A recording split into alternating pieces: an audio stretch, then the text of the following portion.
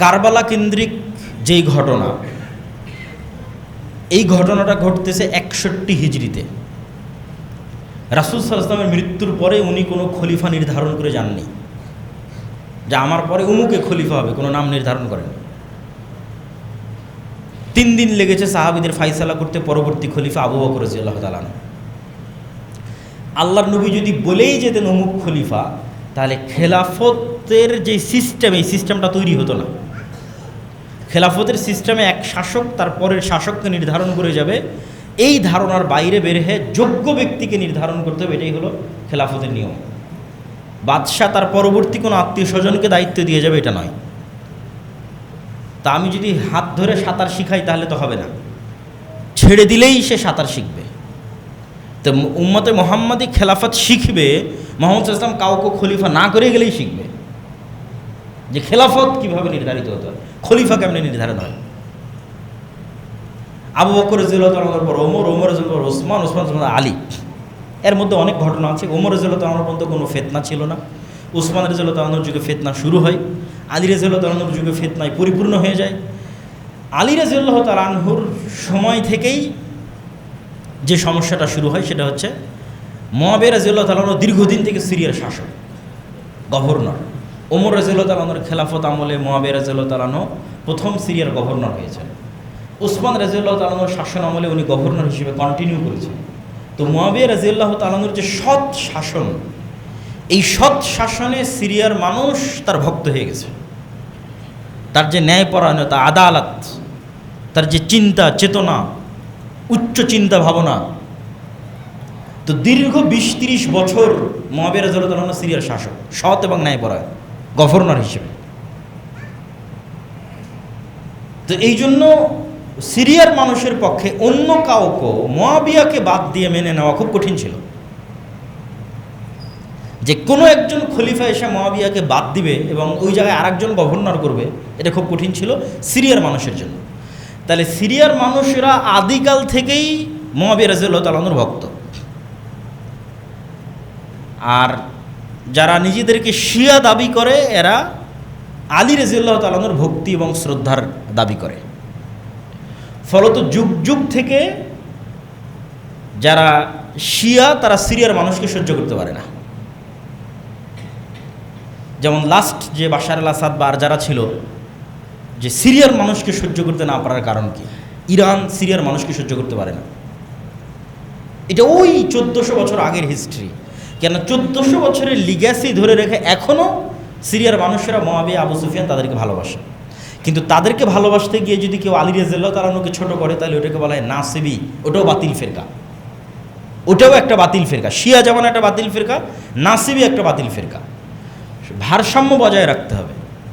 রাসূল সাল্লাল্লাহু আলাইহি ওয়াসাল্লামের সাহাবী মুআবিয়াও, রাসূল সাল্লাল্লাহু আলাইহি ওয়াসাল্লামের সাহাবী আলীও রাদিয়াল্লাহু তাআলা আনহু, কারো প্রতি বিদ্বেষ রাখা যাবে না। তো আমি ঘটনা প্রবাহ তুলে ধরতেছি। তো মুআবিয়ার পরে সর্বপ্রথম পিতার পরে খিজিরের সফরে গেছিল। তো মুসা আলাইহিস সালামের সাথে যারা ছিল, মুসা আলাইহিস সালামের ভাই হারুন, তারা ইহুদিদের কাছে জনপ্রিয়, সম্মানের পাত্র। খ্রিস্টানদের রাস্তাঘাট, কল, কলেজ, কারখানা সব কিছু ঈসা আলাইহিস সালামের যে 12 জন হাওয়ারি ছিল, ওই 12 জনের নামে।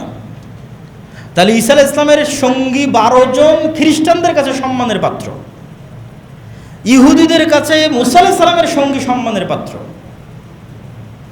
আর এই রাফিজিদের কাছে আমার নবী মুহাম্মদ সাল্লাল্লাহু আলাইহি ওয়াসাল্লাম কতটা খারাপ হলে মুহাম্মদ সাল্লাল্লাহু আলাইহি ওয়াসাল্লামের সাথে যারা সবসময় থাকতো, ওদের প্রতি এদের সবচেয়ে বেশি বিদ্বেষ। তাহলে তো আমার নবীকে দোষ দেওয়া, যদি ইহুদি খ্রিস্টানদের চেয়ে তো খারাপ হয়ে গেল। আমার যদি আবু বকর এবং ওমর খারাপ হয়, তাহলে 100% আমার নবীও খারাপ, নাউজুবিল্লাহ। তাহলে আবু বকর এবং ওমরের প্রতি বিদ্বেষ পোষণ করা তো বহু দূরের কথা, ভালোবাসা থাকলেই ওটা ইমানের অংশ, আর না থাকলে, বিদ্বেষ থাকলে কাফের হয়ে যেতে পারে।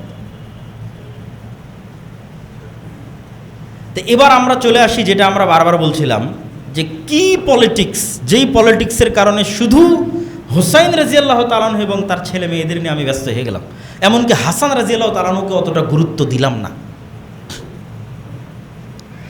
এই পলিটিক্সটা হচ্ছে পারস্য বা ফুরস, এরা আগে থেকেই জাতিগতভাবে তাদের নিজেদেরকে একটু আলাদা চিন্তা করে।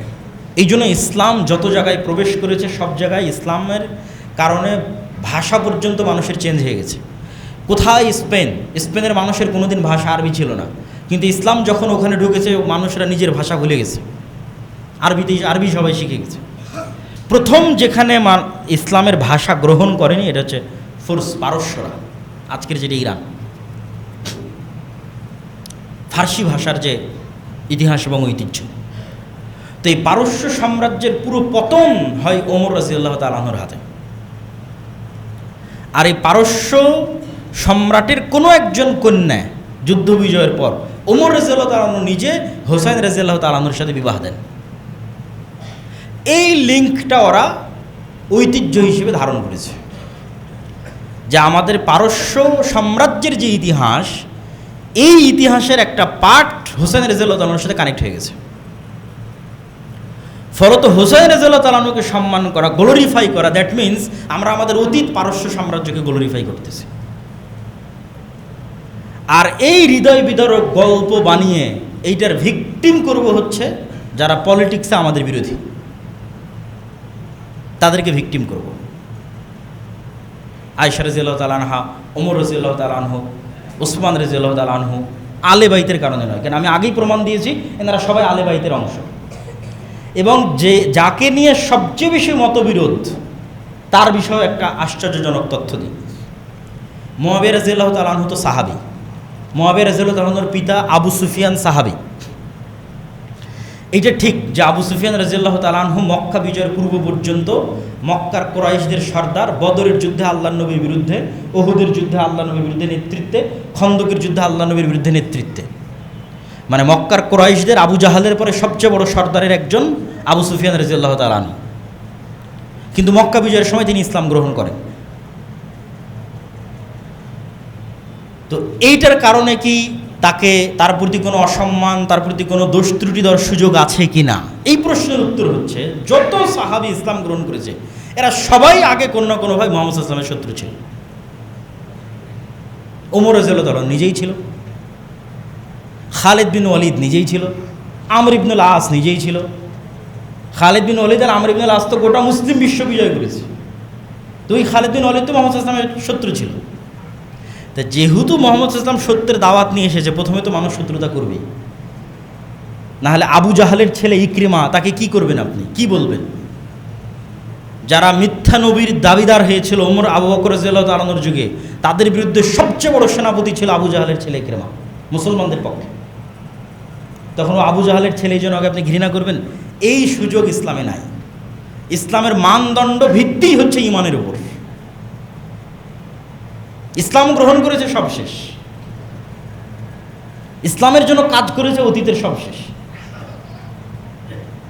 তো আবু সুফিয়ান রাদিয়াল্লাহু তাআলা আনহু বা উমাইয়া বংশ যারা, এরাও মুহাম্মদ সাল্লাল্লাহু আলাইহি ওয়াসাল্লামের বংশধারার সাথে কানেক্টেড, যেটাকে আমরা কুরাইশ বলি। রাসূল সাল্লাল্লাহু আলাইহি ওয়াসাল্লামের পরদাদা হচ্ছে আব্দে মানাফ। আব্দে মানাফের দুই ছেলে, এক ছেলের নাম হাশেম আর এক ছেলের নাম আব্দে শামস। হাশেমের বংশধর হচ্ছে আব্দুল মুত্তালিব, মুহাম্মদ সাল্লাল্লাহু আলাইহি ওয়াসাল্লাম, আর আব্দে শামসের বংশধর হচ্ছে উমাইয়া, হারব আর আবু সুফিয়ান।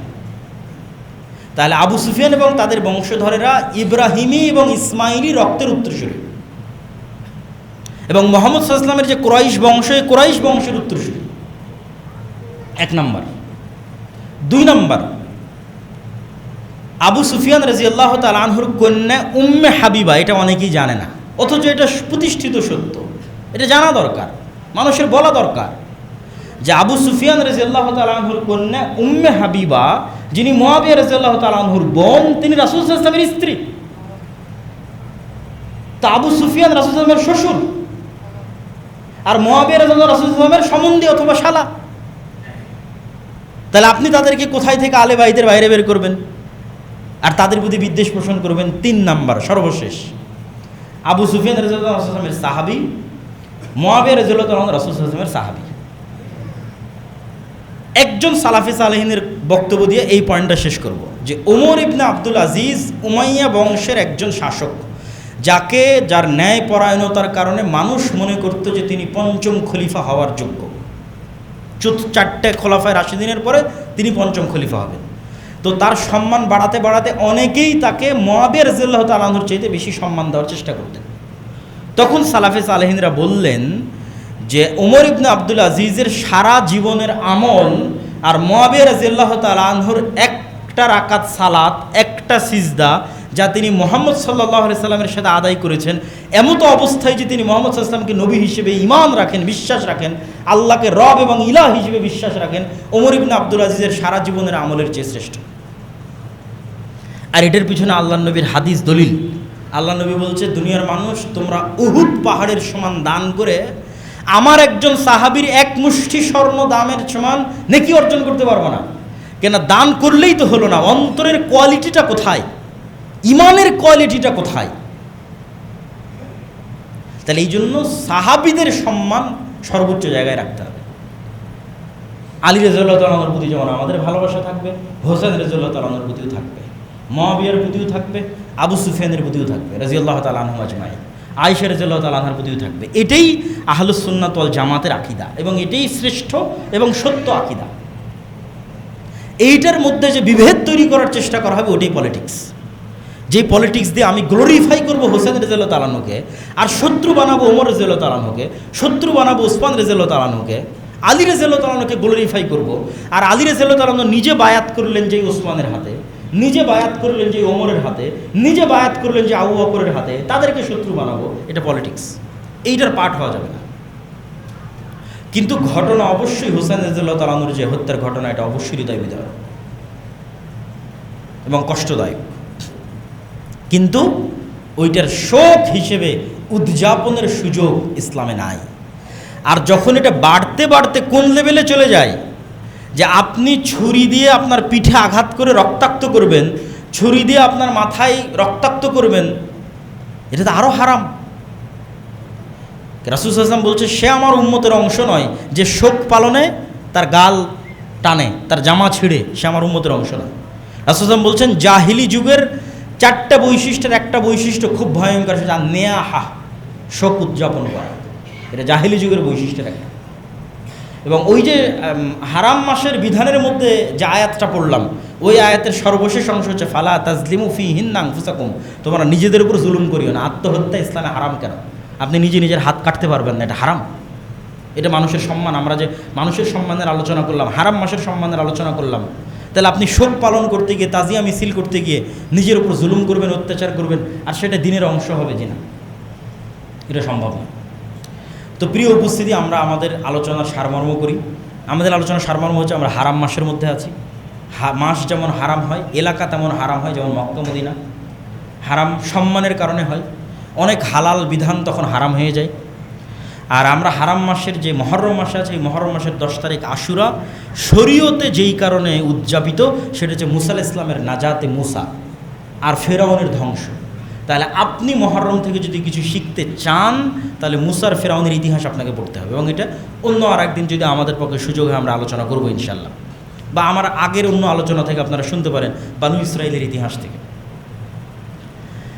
আর এই দিনে যে বিষয়গুলো উদযাপিত হচ্ছে আমাদের সমাজ এবং রাষ্ট্রে, ভারত উপমহাদেশে, কেন আমরা ইরান শাসিত, পারস্য শাসিত, শিয়াদের লিগ্যাসি আমরা বহন করি, এর অসংখ্য আলামত আছে। ফলত আমাদের অঞ্চলে ওই জিনিসগুলোর প্রভাব আছে, কিন্তু ওইটা করা কখনোই শরীয়ত সম্মত হবে না, যেগুলো আমি আপনাদের সামনে পরিষ্কার এবং স্পষ্ট করেছি। আর রাজনৈতিক যে আলোচনা আছে, এই আলোচনার মধ্যে সাহাবীদের সম্মান রক্ষা করতে হবে। বাস, সকল সাহাবীর সম্মান, ইজ্জত, মান সব কিছু রক্ষা করতে হবে এবং তাদের প্রতি ভালোবাসা রাখতে হবে। পলিটিক্সের কারণে কারো প্রতি বিদ্বেষ স্থাপন করা যাবে না। আল্লাহ সুবহানাহু ওয়া তাআলা আমাদেরকে সঠিক ঈমান, সঠিক আকীদা, এবং আজকের দিনে যারা সিয়াম আছেন তারা অনেক বড় ফজিলতের কাজ করছেন। অতীতের 1 বছরের গুনাহ ক্ষমা হওয়ার ঘোষণা রাসূল সাল্লাল্লাহু আলাইহি ওয়াসাল্লাম দিয়েছে।